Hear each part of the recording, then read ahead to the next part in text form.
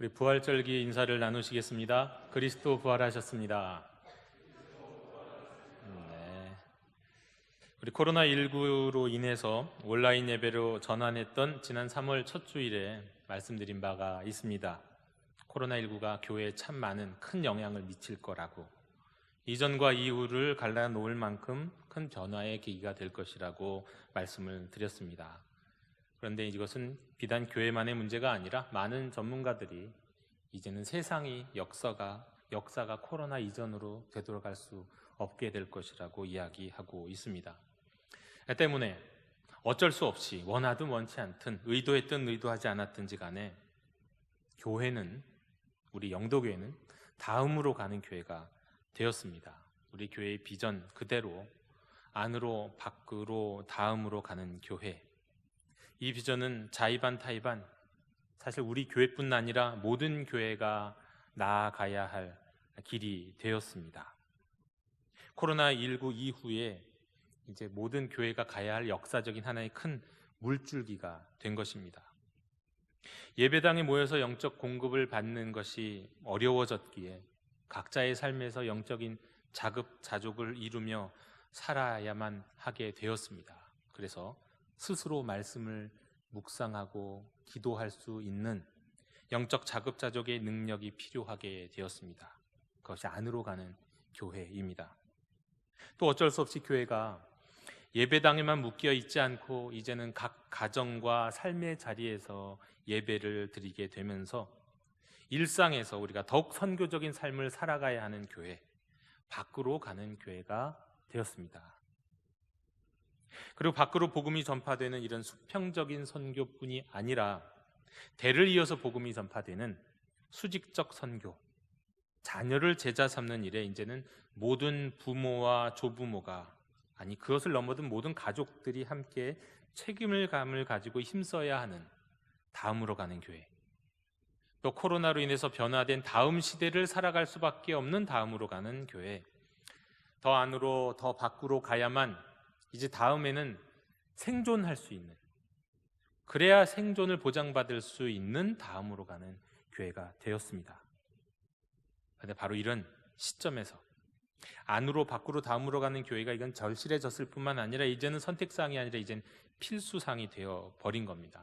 우리 영도교회도 이제는 다음으로 가는 교회가 되어가고 있습니다. 그래서 이런 상황 속에서 또 절실하게 우리에게 필요한 말씀이 있습니다. 바로 신명기입니다. 왜냐하면 이 신명기는 다음 시대로 향하는 다음 세대 이스라엘을, 그 이스라엘에게 유언과 같이 정말 온 힘을 다 쏟아내는 모세의 유언과 같은 설교이기 때문입니다. 이 신명기는 모세오경의 마지막 책이죠. 한자로 신명기 할 때 신은 되풀이된다는 뜻입니다. 그러니까 이 한자로 된 신명기의 의미를 따지면 되풀이된 명령이란 뜻이죠. 또 영어나 헬라어 성경에서의 신명기의 의미는 두 번째 율법이라는 뜻을 갖고 있습니다. 이스라엘 40년 광야 생활의 이제 마지막 순간, 드디어 이제 요단강을 건너서 가나안 땅으로 들어가려고 하는 순간이 왔습니다. 하지만 출애굽한 1세대는 거의 죽고 이제 출애굽을 경험하지 못한 2세대가 가나안으로 들어갈 상황이 되어버렸습니다. 이때 모세는 40년 전에 시내산에서 하나님으로부터 받아서 1세대에게 전했었던 그 언약의 말씀을 다음 세대 교회인 후손들에게 다시 전할 필요가 생겼습니다. 이를 위해서 모압 평지에서 다시 설교한 내용이 바로 신명기죠. 다음 세대를 위해서, 또 다음 시대, 가나안 땅에서 새롭게 열려질 다음 시대를 위한 가르침이요 명령이 신명기입니다. 이건 단지 그러나 반복한 것이 아니었, 반복에 머무는 설교가 아니었습니다. 사실 10하루면 끝났을 수도 있는 이 애굽에서부터 가나안까지 이르는 길이 왜 40년이 되어버렸나, 이것에 대한 후회와 반성을 담은 성찰이고, 이제 광야를 지나 다음 시대를 살아야 할 다음 세대를 향한 정말 간곡한 권면이었습니다. 구약의 하나님의 백성 이스라엘을 신약적인 표현으로 교회라고 말한다면 정말 다음으로 가는 교회에게 주시는 장엄한 설교가 바로 이 신명기인 겁니다. 그래서일까요? 신약 성경에서 가장 많이 인용된 구약 성경이 신명기입니다. 또 구약 성서 신학에서 가장 핵심으로 아주 오랫동안 많은 사람들에게 인정되고 실제로 이스라엘 역사 속에서 가장 많은 영향력을 끼친 말씀이 신명기입니다. 후대의 요시야 왕이 이제 성전에서 이 발견해서 종교 개혁을 일으키게 했던 그 율법 책도 대부분은 신명기일 것으로 추측하고 있습니다. 신명기. 모세는 이 신명기 5장에서 10계명을 말씀합니다. 그 5장부터 신명기 후반까지 10계명의 각주라고 할 만큼 이제 10계명 한 말씀 한 말씀이 이제 심화되는 내용들이 이어져 나옵니다. 그리고 이제 그런 부분에서 오늘 읽은 우리 신명기 6장이 나오는데, 바로 이 신명기 6장은 10계명의 제1계명, 나 외에 있는 다른 신들을 내게 있게 하지 말라는 그 하나님의 명령을 중심으로 한 해설 가운데 있는 겁니다. 바로 여기에 이스라엘의 신앙 고백, 지금도 우리 그리스도인들이 날마다 사도신경이나 주기도문을 하듯이 지금도 경건한 유대인들은 아침 저녁으로 기도하는 기도할 때 드리는 고백, 그것이 바로 이 신명기 6장 오늘 읽은 말씀입니다. 보통 쉐마 이스라엘, 쉐마 말씀이라고 보통 불려지는 말씀이죠. 4절에 이스라엘아 들으라, 우리 하나님 여호와는 오직 유일한 여호와이시니. 이것은 10계명의 제1계명과 같은 선언이라고도 말씀드릴 수 있겠습니다. 그런데 여기서 끝나지 않고 다음으로 이어지죠. 5절에 너는 마음을 다하고 뜻을 다하고 힘을 다하여 내 하나님 여호와를 사랑하라. 그리고 이 말씀에 붙어서 늘 함께 암송되고 고백되는 내용들이 이제 6절에 있습니다. 오늘 내가 내게 명하는 이 말씀을 너는 마음에 새기고, 7절에 내 자녀에게 부지런히 가르치며 집에 앉았을 때이든지 길을 갈 때이든지 누워있을 때이든지 일어날 때이든지 이 말씀을 강론할 것이며, 8절에 너는 또 그것을 내 손목에 매어 기호를 삼으며 내 미간에 붙여 표로 삼고, 9절에 또 내 집 문설주와 바깥문에 기록할지니라. 이 쉐마의 말씀, 들으라 이스라엘, 이 쉐마의 말씀은 하나님 여호와가 오직 유일한 하나님이시다라는 선언으로 시작합니다. 하나님이 유일한 하나님이시다. 이게 무슨 뜻일까요? 여러 가지 의미를 생각할 수 있습니다. 첫 번째로 여호와만이 이스라엘의 하나님이다 라는 뜻이 있습니다. 여호와만이 이스라엘의 하나님이다. 두 번째로 여호와만이 하나님이고 다른 신은 아예 없다. 세 번째로 열방의 다른 민족들은 여러 모습과 여러 이름으로 나타나는 신을 섬기지만 이스라엘의 하나님은 오직 여호와라는 이름으로 불리는 바로 그 하나님이시다. 이런 의미가 담겨 있습니다. 그 중에서도 이 세 가지 의미가 다 가지지만 그 중에서 첫 번째, 여호와만이 이스라엘의 하나님이시다. 이렇게 얘기할 수 있습니다. 사랑이 있어서 우리가 사랑을 하면 사랑하는 사람은 오직 한 사람이잖아요. 그것 같이 다른 백성이야 다른 어떤 신을 섬기든지 상관없이 우리 이스라엘은 오직 여호와 하나님만을 섬긴다. 그런 뜻이 바로 이 여호와만이 오직 유일한 하나님이라고 하는 가장 중요한 의미입니다. 그 하나님이 먼저 우리를 사랑하셨고 우리의 하나님이 되셨으니 우리는 마음과 뜻과 힘을 다해 하나님을 사랑해야 된다. 이것이 바로 신명기 쉐마의 말씀입니다. 그리고 우리를 선택하신 이 하나님의 사랑은 이 땅에 사람으로 오신 성육신의 사건을 통해서도 우리가 알듯이, 또 십자가에 달리신 예수님을 통해서도 우리가 알듯이 자기 자신을 다 내어주신 사랑이기 때문에 그냥 사랑하는 게 아니라 마음과 뜻과 힘, 우리도 우리 자신을 다 내어주는 사랑으로 하나님을 사랑해야 한다. 이 말씀이 바로 5절의 말씀인 겁니다. 그리고 만일 이 고백을 진심으로 드리는 사람이라면, 그러니까 여호와 하나님을 자신에게 유일하신 하나님으로 고백하고 자기 자신을 하나님께 다 드리는 사랑으로 하나님을 사랑하는 사람이라면 반드시 따라야 할 삶의 모습이 있으니, 그게 이제 6절부터 이어지는 말씀인 거죠. 먼저는 그 말씀을 마음에 새기고, 7절에 자녀에게 그 말씀을 부지런히 가르치는데 어느 정도인가 하면 자녀와 함께 집에 있을 때, 집에 함께 앉아 있을 때인지, 자녀와 함께 길을 걸을 때이든지, 아니면 자녀 옆에 혼자 누워있든지 함께 누워있을 때이든지, 자녀가 옆에 있는데 이제 막 자리에서 일어날 때이든지, 하여튼 모든 순간 모든 기회를 다 만들어서라도 이 말씀을 자녀에게 강론하면서 부지런히 가르치라는 말씀입니다. 그러니까 그야말로 삶의 모든 자리에서 자녀에게 가르쳐라. 그것이 바로 이 쉐마의 말씀입니다. 조금 더 우스운 방식으로 말씀드리면 오늘날 현대인들은 스마트폰을 도무지 손에서 놓지 않고 살죠. 어느 정도로요? 집에 앉아 있을 때이든지, 길을 갈 때이든지, 누워 있을 때이든지, 아니면 자리에서 일어날 때이든지 그야말로 부지런히 스마트폰을 손에 들고 있고 묵상하며 살고 있지 않습니까? 모든 기회에 할 수만 있으면 스마트폰을 붙잡고 사는 현대인들처럼 자녀에게 쉐마 이스라엘은, 들으라 이스라엘, 이 말씀, 이 하나님께서 이스라엘 백성에게 주신 말씀, 부모에게 주신 말씀을 끊임없이 기회를 만들어서 가르쳐라, 그 말씀입니다.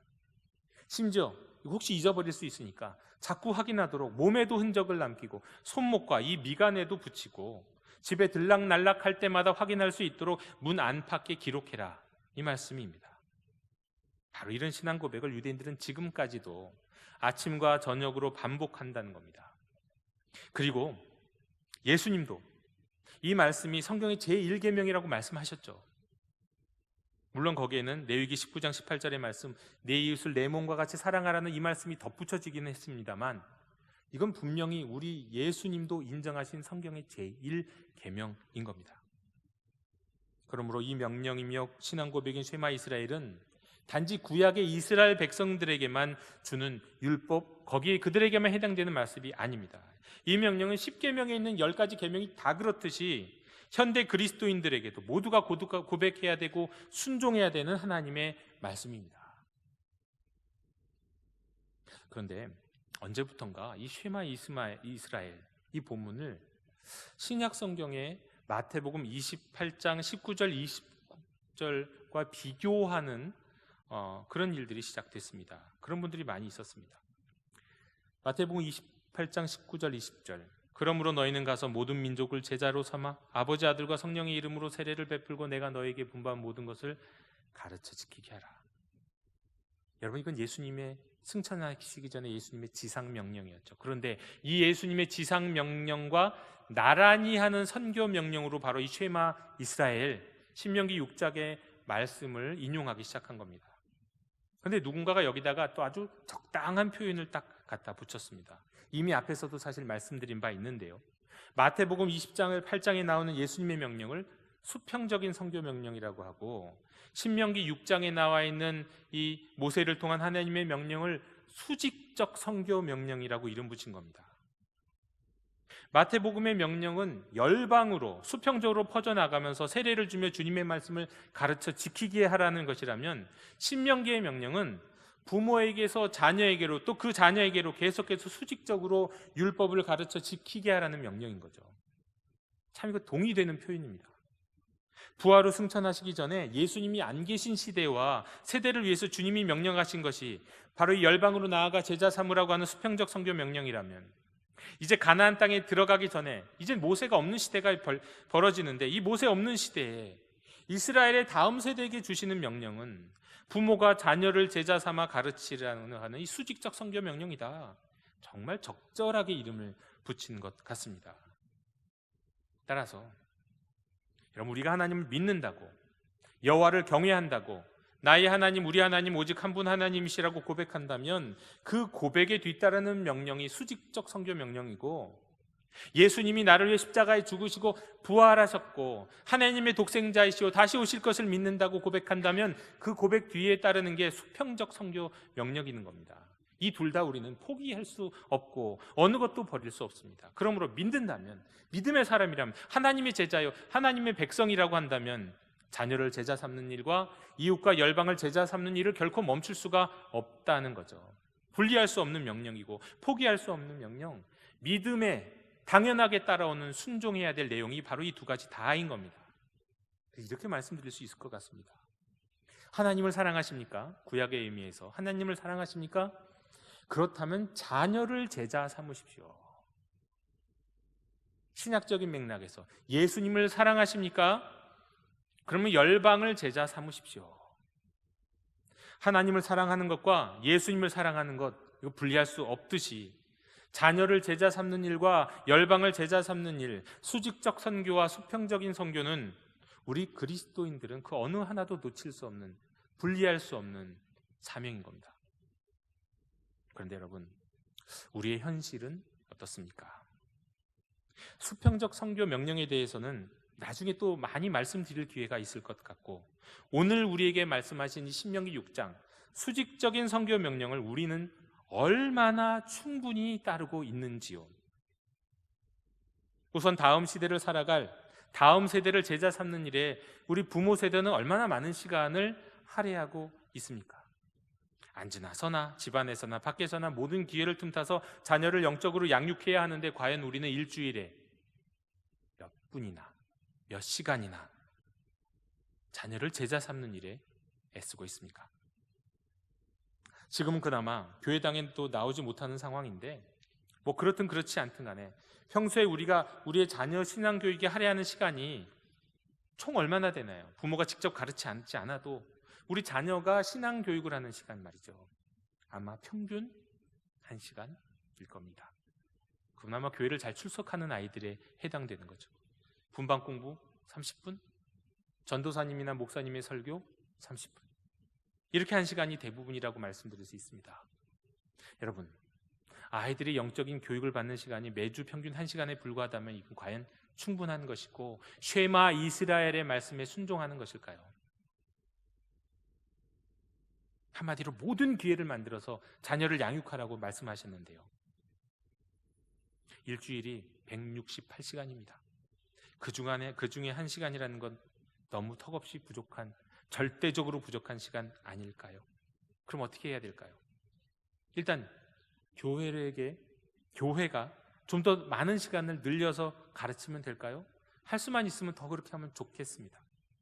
종교개혁자 루터는 주일을 거룩하게 지내는 최선의 방법은 말씀을 가르치고 배우는 것이라고 했습니다. 따라서 교회에서 가능하면 더 아이들을 더 많은 시간 붙잡고 가르칠 수 있다면 그것도 좋은 방법입니다. 할 수만 있다면 1-2시간이라도 더요. 그러나 그래도 여전히 절대적으로 부족합니다. 그럼 또 어떤 방법이 있을까요? 우리 자녀들을 정말 영적인 교육으로 양육하고 싶다. 그럼 아이들을 미션 스쿨을 보내면 될까요? 저도 미션 스쿨에서 교생 실습을 했지만 미션 스쿨에서는 일반 학교와 크게 다르지 않습니다. 일주일에 1번 정도 체프를 드리는 것에서 크게 다르지 않아요. 그것도 물론 좋은 방법이긴 하지만, 그거보다 만약에 조금 더 철저하게 우리 자녀를 믿음으로 양육하겠다고 생각하면요, 기독교 대안학교를 보내야 합니다. 기독교 대안학교를 보내면 더 많은 시간, 정말 하루 아침 적어도 1시간, 매일매일 1시간씩은 신앙교육을 합니다. 그러나 그것이 현실적으로 어렵습니다. 대안학교를 보낸다는 것. 그것이고 대안학교를 보내는 것이 맞는 것이냐, 합당한 것이냐에 대한 고민들도 부모님들마다 다 다릅니다. 그러면 또 다른 방법은 뭐가 있을까요? 여러분, 왜 우리는 성경은 사교육을 하지 않죠? 제가 10년 전에 영도교회 부목으로 있을 때 우리 교회, 지금 누군지는 잘 생각이 나지 않는데 우리 교회 한 성도님이 저한테 오셔갖고 청소년인 자기 자녀에게 성경 과외를 시켜줄 수 있느냐고 물어보신 적이 있습니다. 물론 저는 담당 교육자가 그때 아니었기 때문에 그런 상황에서 제가 하는 건 합당하지 않은 것 같습니다. 차라리 그냥 전도사님한테 부탁하세요, 이렇게 얘기를 했었습니다. 그런데 그렇게 거절은 했지만, 어쩔 수 없이 거절했지만 그 부모님의 발상이 참 신선했습니다. 어떻게든지 자녀가 성경을 더 공부할 수 있도록 하고 싶은 마음에 성경 과외를 생각하는 부모, 수학 과외, 영어 과외는 생각하는데 성경 과외를 생각하는 부모, 참 훌륭하다 싶었습니다. 여러분, 성경 사교육 그렇습니다. 다만 우리가 신천지 센터처럼 이상한 곳에 가지만 않는다면 그런 것도 방법이 될 겁니다. 하지만 정말 중요한 사실이 여기 있습니다. 쉐마 이스라엘, 신명기 6장의 말씀에 의하면 이 말씀에 순종해야 할 신앙교육의 1차적인 주체, 책임을 가진 존재는 교회가 아니라 부모라고 하는 게 있습니다. 부모가 1차적인 책임이 있는 거예요. 교회에게 그 책임을 넘길 수가 없습니다. 교회는 부모를 도울 뿐입니다. 이를 위해서 우리 교회도 가정 예배를 드릴 수 있도록 준비했고요. 또 앞으로 식탁에서 우리 자녀를 양육할 수 있는, 또 잠자리에서 우리 아이들에게 신앙교육을 들려줄 수 있는 여러 가지 방법들을 고민하고 알려드리고 지금 자료를 준비하고 있습니다. 그렇지만 주체는, 책임은 부모에게 있습니다. 이걸 절대로 놓쳐서는 안 됩니다. 우리는 기독교 교육은 교회 교육인 줄 압니다. 그러나 성서적으로 기독교 교육은 부모의 제자 삼는 교육입니다. 그리고 이렇게 부모가 자녀를 제자 삼고자 하나님의 말씀에 그래 헌신하고 그 말씀을 따르고자 노력하려고 몸부림을 치는데도 잘 되지 않는 가정들이 너무 많습니다. 그런 이야기 많이 듣습니다. 우리 아이들 영적으로 잘 교육시키고 싶은데 잘 되지 않네요. 이 말씀을 쉐마 말씀을 따르길 원하는데 잘 되지 않아요. 왜 그럴까요? 그 이유가 뭘까요? 가장 중요한 이유는 바로 6절에 있습니다. 오늘 내가 내게 명하는 이 말씀을 너는 마음에 새기고, 문제는 여기 있는 겁니다. 부모 세대가 도무지 쉐마의 말씀, 하나님의 말씀을 마음에 새기고 있지 않다는 겁니다. 그렇기 때문에 자녀를 제자 삼아야 한다는 각성도 없고, 또 그런 뭔가 그래야 하는구나 하는 새로운 것을 배웠다 할지라도 계속해서 끊임없이 자녀를 제자 삼는 일에 헌신하지 못합니다. 조금 하다가 포기하고 맙니다. 그래서 다시 돌아갑니다. 여러분, 우리가 진정으로 다음으로 가는 교회, 다음 시대를 살아갈 다음 세대를 영적으로 양육하는 교회가 되기 위해서는 먼저 우리 부모인 기성세대가 더욱 하나님의 말씀을 마음에 새기는, 그러니까 말씀을 읽고 묵상하고 그 말씀을 되새기면서 기도하는 그 말씀 묵상 기도의 삶으로 무장되어 있어야만 하는 겁니다. 우리 교회 비전으로 따지면 말씀드리면 안으로 가는 성도, 안으로 가는 교회가 먼저 되어야 한다는 겁니다. 그래야 다음으로 가는 교회가 가능하다는 거죠. 또 4절의 고백, 이것도 이럴 때 진심으로 가능해집니다. 4절, 우리 하나님 여호와는 오직 유일한 여호와시다. 제가 아까 말씀드리지 않은 이 의미가 또 다른 의미가 있습니다. 이 말씀에는 오직 유일한 여호와, 이건 어떤 의미가 있느냐면 모든 것을 유일하신 하나님께 돌린다는 의미가 있어요. 그러니까 자신의 삶에서 일어나고 또 세상에서 이루어지고 있는 수많은 일들이 있지 않습니까? 그것을 하나님과 관련해서 생각하는 거예요. 이런 일들이 왜 일어났을까? 하나님은 어떤 의미에서, 하나님은 어떤 의도로 이런 일을 허락하셨는가, 이루셨는가? 모든 것들을 하나님과 관련해서 생각하는 것, 하나님으로부터 시작해서 하나님으로 끝나는 것. 그리고 또 7절 마지막에 보면 이 말씀을 강론할 것이라는 말씀이 나옵니다. 강론하라, 영어 성경에서는 talking about입니다.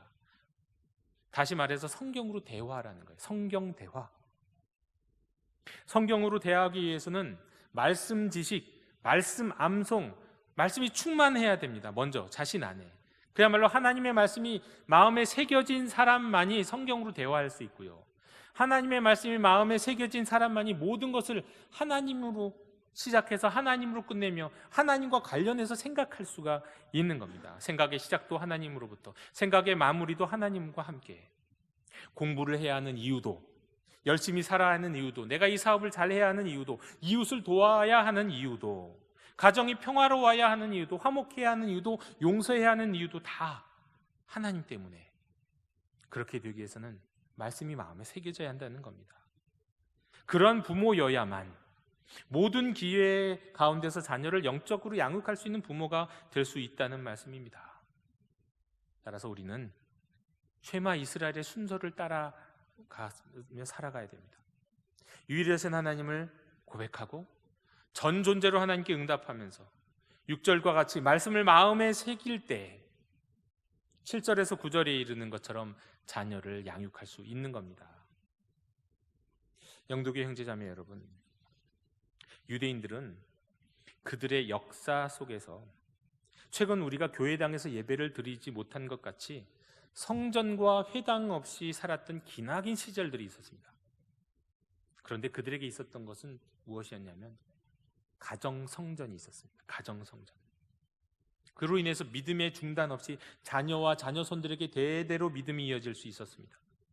마침 최근 우리와 같이 자녀들을 이 교회에도 학교에도 보낼 수 없는 상황도 있었습니다. 유대인들은요. 그런 상황에서도 자녀를 양육할 수 있었던 것은 부모가 자녀를 믿음으로 양육했기 때문입니다. 가정에서 믿음의 전수, 신앙의 전수가 이루어질 수 있었기 때문입니다. 부모가 말씀을 마음에 새기고 기회를 가능하면 만들어서 식사의 자리나 어떤 전통적인 명절의 자리를 통하여서 성경 대화를 끊임없이 실천했기 때문입니다. 그렇게 자라난 자녀들도 결국은 어떻게 되겠습니까? 말씀을 마음에 새기게 되고 그들이 성인이 되면 다시 자신의 자녀를 성경 대화를 통해서 제자로 양육했습니다.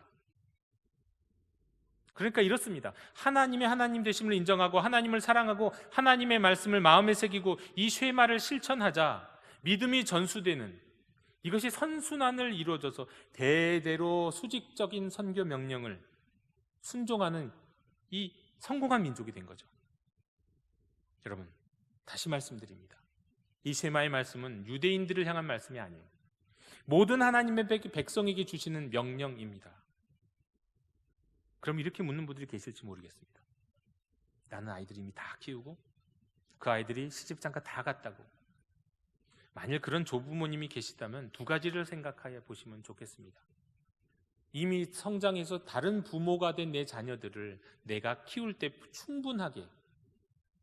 충분하게 하나님의 제자로 말씀으로 양육했는가? 그렇지 못했다면 지금도 기도로 여러 가지 방법으로 도와주셔야 됩니다.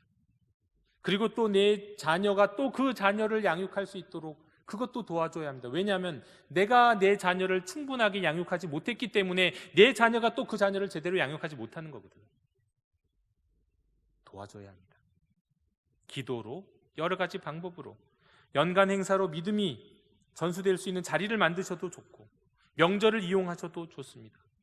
손자와 그 손자 손의 신앙에도 여러분 책임을 가지셔야 됩니다. 또 이렇게 얘기하는 분도 있을 거예요. 나는 결혼하지 않았고 앞으로도 결혼할 생각이 없습니다. 그런 경우에는요, 조카 또는 교회의 아이들을 여러분의 자녀처럼 여기셔야 합니다. 그리고 그 부모를 도와서 영적인 양육을 도와야 합니다. 그것이 공동체이기 때문입니다.